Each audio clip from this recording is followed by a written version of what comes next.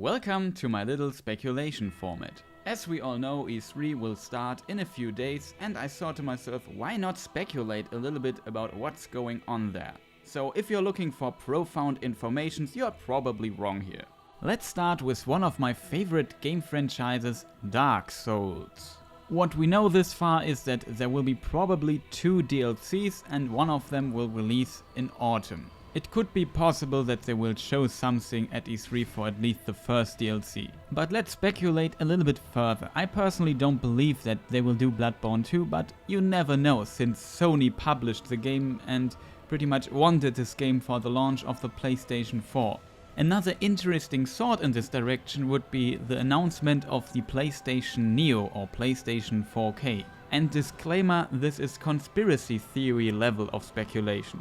If you look at the earlier games by Fromsoft, you will find a series called Kingsfield. This game is pretty much the mother or the origin of Dark Souls, but it is played from the first person perspective. Imagine they create a new IP, a new setting, exclusive for Sony and with VR in mind. Since the new version of the PlayStation 4 is more powerful, it is also maybe better in delivering a good VR experience since it can reach higher frame rates. And Fromsoft is delivering again a Sony exclusive game to promote their new PlayStation and their VR device. A good candidate for a new scenario would be sci-fi, so pretty much sci-fi Souls from the Kingsfield perspective. But keep in mind that this is pretty much guessing by my side right now. And to be honest, I don't see a very big cooperation between Fromsoft and Sony at the moment, because Sony is so dominant in the market right now that they are not forced to invest into that many new exclusives and new IPs. Yet it is still a possibility. But what I could imagine more is a Demon's Souls remaster, and I really hope they will tease their new game.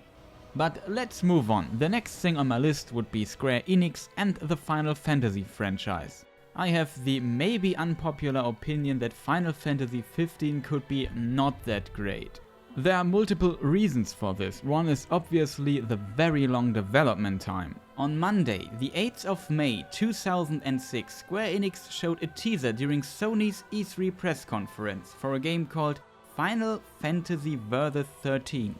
That was over 10 years ago. And this game has now become Final Fantasy 15. Just as a side note, Final Fantasy 12 wasn't released in the West at this point. Final Fantasy Versus 13 was exclusively announced for the PlayStation 3, and as we know today, a lot has changed since then. From my experience, it is usually not a good sign if a game went through so many hands over the course of a decade. We don't know how many different teams worked on these games and how many changes were made to the original concept, but too many cooks spoil the broth. Another element that connects to this is that I feel that even Square Enix is not really confident in Final Fantasy 15 and its commercial success. First of all, the last very good and impressive single-player Final Fantasy Square Enix developed was maybe Final Fantasy 12 or even Final Fantasy 10. Final Fantasy 12 was 10 years ago and Final Fantasy 10 was 2001, so 14 years ago.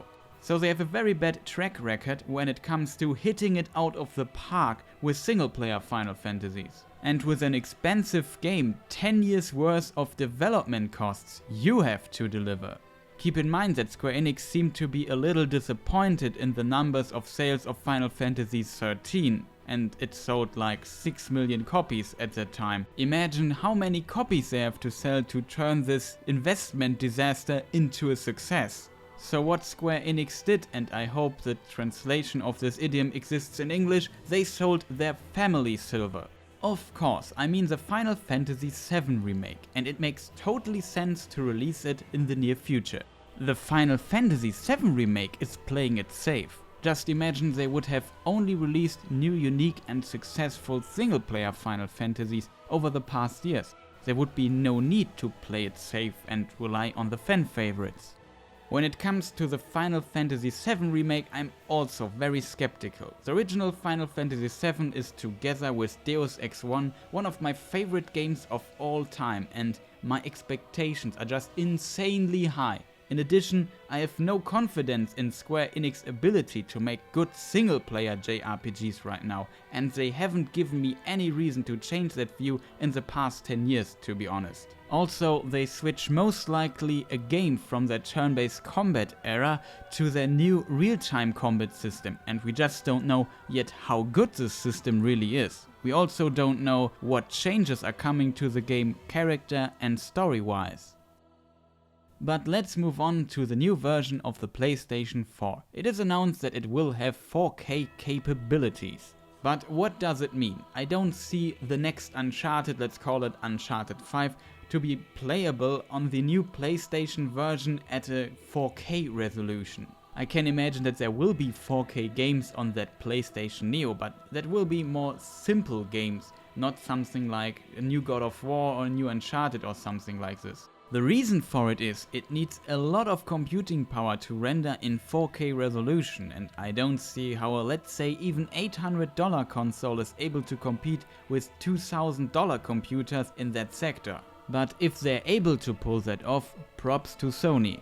I think the main reason that this console version exists is that games run at 1080p 60 frames on it, and maybe to smooth the PlayStation VR experience a bit further with it.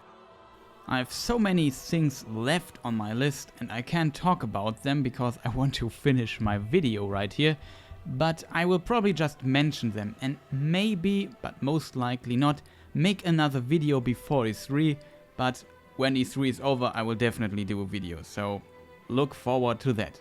So let's go through that list. Devil May Cry 5 was probably leaked. Could be a great game, but we know nothing about it, so I assume it could be good. Second point, it is not very unlikely that we will see a new Red Dead game, and that will be great. I'm pretty sure of that because the last two games were awesome. Point 3 would be Titanfall 2. I really like Titanfall 1, but I lost interest in the game after 2 weeks, and I see how they can improve it, and if they're able to do this, this could be a very great game. Looking forward to it. The next point would be Ubisoft.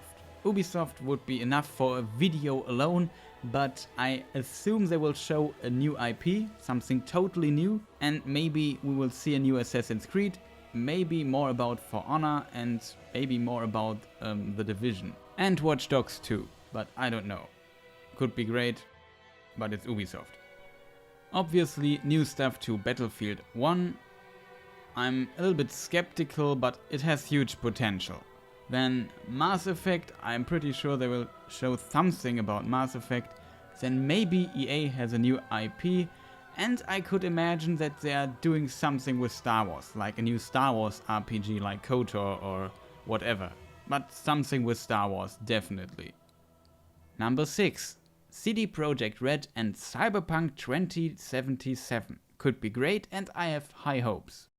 Number 7, should have mentioned it in the SquareEnix section, but Deus Ex Mankind Divided. I'm actually very skeptical because in marketing they focus not on very typical Deus Ex stuff, but still looking forward to it because I liked Human Revolution, so I have a little bit trust in the developers. Number 8, Mafia 3, and I'm not convinced, to be honest.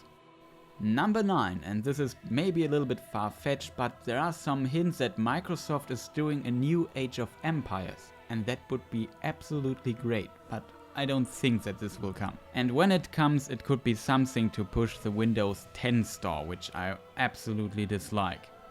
Number 10, a new God of War.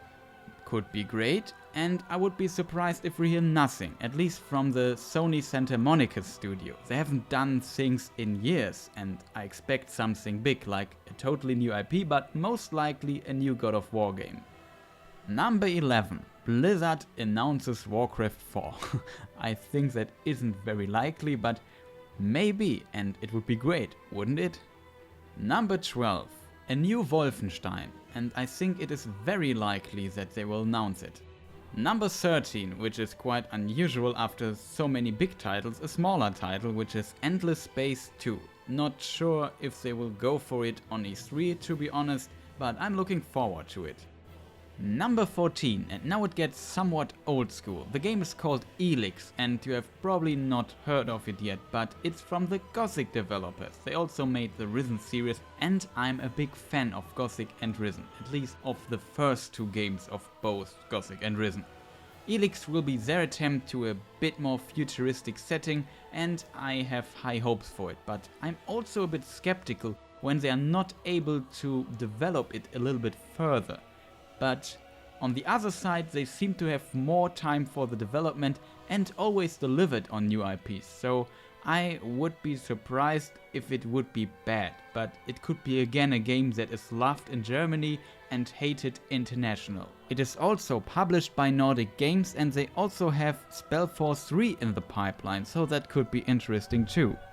Number 15, a new Resident Evil. I'm actually skeptical here because they haven't delivered in quite some time. On the other hand, Capcom really has to do something about their game quality. Number 16, Nintendo. I could do a whole video about them, but since Nintendo Japan would claim it, I won't do that. But let's talk about a few things. They have a new console and a new Zelda. If they announce the new console on E3, they will also announce or show us more about the new Zelda. Otherwise, probably not. They also sit on very big IPs like Metroid and could do something with it, and Nintendo is not in the best spot right now, so maybe we will see something.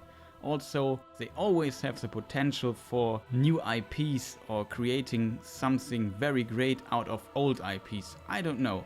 And maybe they will announce something interesting for the Wii U because the new console won't release for several years. But I think Nintendo will be fine with the new console if they get third-party support and multi-platform titles too, because this was a problem the Wii U had.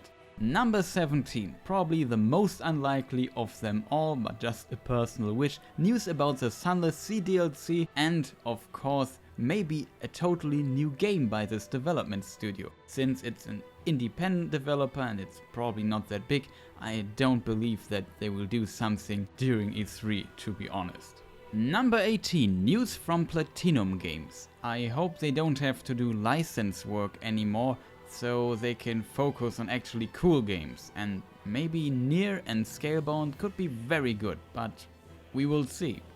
Number 19, a new Elder Scrolls game. Could be great, but it is very unlikely that they will show something at E3, to be honest. Since they aimed for like a release of 2019, sure, it could be possible and they have their own press conference, but I don't think so. Number 20, Horizon Zero Dawn.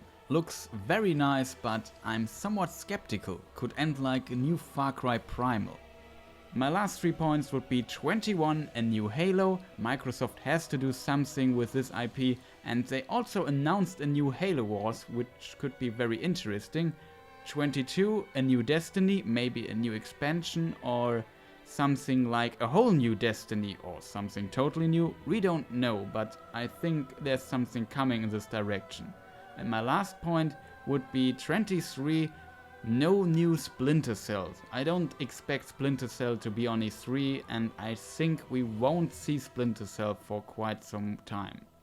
So much for going fast through that list. That didn't work at all. So I hope you enjoyed watching this video. I will definitely do a video after E3, maybe one or more during E3 and very unlikely one before E3. So if you are interested, consider subscribing to my channel. I hope you found this informative.